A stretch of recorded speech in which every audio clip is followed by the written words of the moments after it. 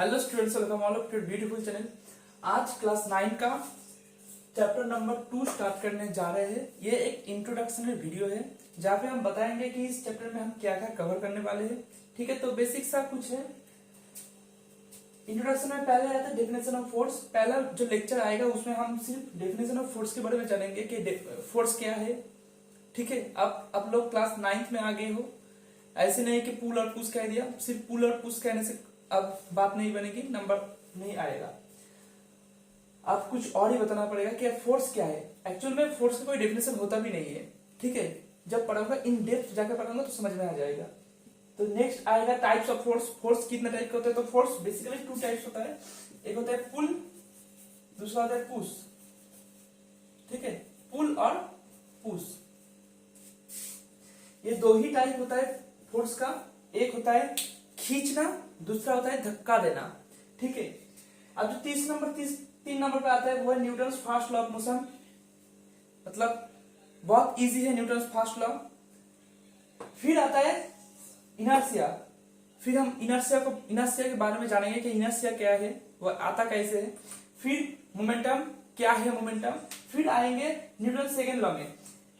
मैं एक बात बता देता हूं, Newton second law of motion and third law of motion कहां पे चला गया पता नहीं। थर्ड लॉ ऑफ मोशन के बारे में भी हम लोग जानेंगे थोड़ा बहुत कि क्या है थर्ड लॉ।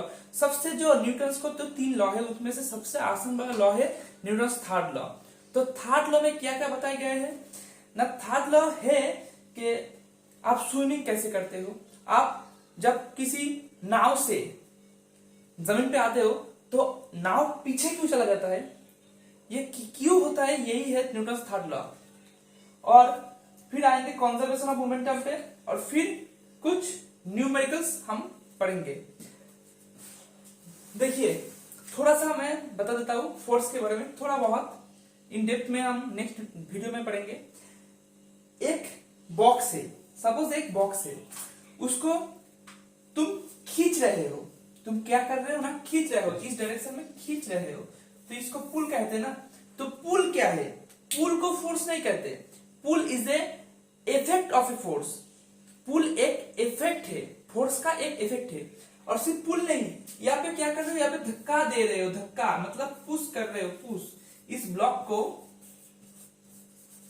को तुम धक्का दे रहे हो। तो फिर ये जो है ना पुश, इसको भी हम इफेक्ट ऑफ फोर्स कहेंगे। इफेक्ट ऑफ फोर्स, ये डायरेक्टली फोर्स नहीं है, ये क्या है, ये फोर्स का इफेक्ट है। ऐसे बहुत सारे इफेक्ट है, एकदम इन डेप्थ में जाके समझेंगे कि क्या चीज है ये इनर्शिया और मोमेंटम, जो कि बच्चों को बहुत परेशान होता है। मतलब परेशानी में आना पड़ता है। इस 2 ही चीज को लेके इन डेप्थ में जाके समझाएंगे। और अगर ये समझ गया तो फिर ये भी समझ जाओगे। कंजर्वेशन ऑफ मोमेंटम, ये भी तुम्हें आ जाएगा बहुत अच्छी तरीके से।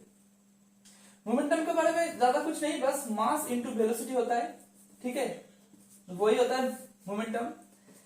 अब इसको अभी मिटा देते हैं। हाँ, तो मिलते हैं नेक्स्ट वीडियो के साथ। बहुत ही एनर्जेटिक मूवमेंट लेके आना, मतलब बहुत ही एनर्जी लेके आना। ठीक है, डेफिनेशन ऑफ फोर्स के ज्यादा वक्त नहीं लगेगा, यही कुछ 5 मिनट का वीडियो होगा। डेफिनेशन ऑफ फोर्स अच्छे तरीके से हम आपको सिखा देंगे कि फोर्स क्या है। और इसके बाद आएगा टाइप्स ऑफ फोर्स। मैंने तो ऐसे चलेगा, लेकिन मोमेंटम इनर्शिया बाद में आएगा। न्यूटन फर्स्ट लॉ के बाद न्यूटन सेकंड लॉ आएगा, फिर थर्ड लॉ आएगा, फिर इनर्शिया, फिर मोमेंटम, फिर कंजर्वेशन ऑफ मोमेंटम आएगा। ठीक है, और ये तो मोस्ट इंपॉर्टेंट है। ये जो यहाँ पे लिखा हुआ है ना न्यूमेरिकल्स, ये सबसे इंपॉर्टेंट यही है।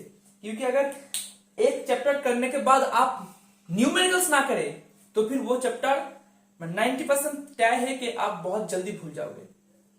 टॉपर्स लोग यही करते हैं, सिर्फ यही करते हैं। पहले पूरा चैप्टर को एक बार थॉरोली रीड कर लिया, उसके बाद उसको ऑब्जर्व किया। ठीक है, और ये ढेर सारे लगाते हैं। वो न्यूमेरिकल्स को छोड़ते नहीं है, बस पेलते हैं। अब पेलना तुम्हें भी पड़ेगा क्योंकि तुम पढ़ रहे हो मुझसे। ठीक है, इट्स पीवी स्टार। चलिए शुरू करते हैं।